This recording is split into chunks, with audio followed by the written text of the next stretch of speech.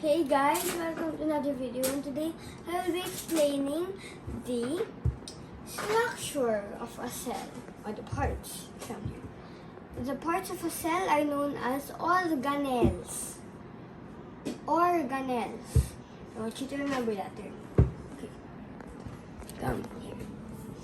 So this is a cell, a simplified version. So, okay. We've got here the membrane, the cell membrane, which will be explained after. Okay, so here's the cell membrane. Okay, so it's made of cholesterol, good cholesterol, phospholipids, proteins, and ignore cytoskeleton because that's for another part. So, see here, this is a protein, a peripheral protein that just sits there because it's not going to stay there forever. But integral proteins like this and this are part of the membrane, so they stay inside. So for example, this one intakes glucose. Why don't we take a closer look into the one that takes in glucose? Here, this is GLUT4. When it is activated by phosphorylated insulin, I think it's called, it will open up and it takes in glucose, which helps the mitochondria create ATP, which is the energy of the cell, and does it and tells and lets it do stuff. Okay, so yeah. Okay, let's move on and go here, back here. Okay, here's something. This is a peripheral protein. I think I'm not sure, but it's a class 1 or 2 MHC, which basically shows it's basically a tiny window to what's inside. And for example, if this cell is infected with a virus, there will be a virus antigen over here. And and it can show like a tiny bit of a protein that the cell produces. Okay, next. We're going inside the cell now. This is the cytoskeleton. It's basically what keeps the cell in the right shape. Even macrophages and neutrophils have this, even though they somehow squeeze to capillary walls. So, next, we've got here the mitochondrion.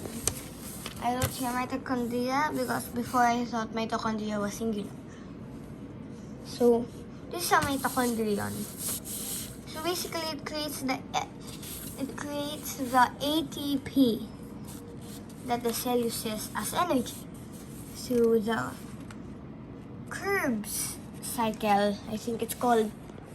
Okay, next, let's go further in to the ER, or endoplasmic reticulum. Boom, boom. So this is a ribosome. You've already seen a ribosome in the video protein synthesis. Okay, so basically it takes the RNA from the nucleus and turns it into a protein. There's a more detailed explanation over in my other video.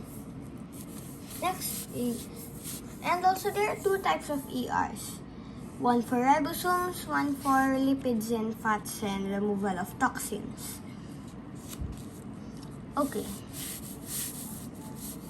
This is the nucleus. Inside, you can see I drew a drawing of DNA because that's where DNA is stored. You can see a brief structure of chromosomes, labeled structure of DNA, even though it's structure of chromosomes, since that topic was scrapped, since I didn't know how to draw it. But yeah, it basically contains all the DNA. This is a piece of DNA. I'm pretty sure I should have drawn a chromosome instead. Anyways, this is the nucleolus. It's what creates the ribosomes, which go out and do their job. There are also free floating ribosomes everywhere around the cell, and depending on the cell, there are other things floating around. Like for example, in some immune cells, there are things called granules that go around everywhere, and there are lysosomes, which I forgot to draw. Lysosomes are just like containers of acids that can be used to break down stuff. Like for example, if it's a phagocyte, a pathogen. Anyways, I already explained the immune system in my other video. That's all for today, guys. See you in the next one. Peace!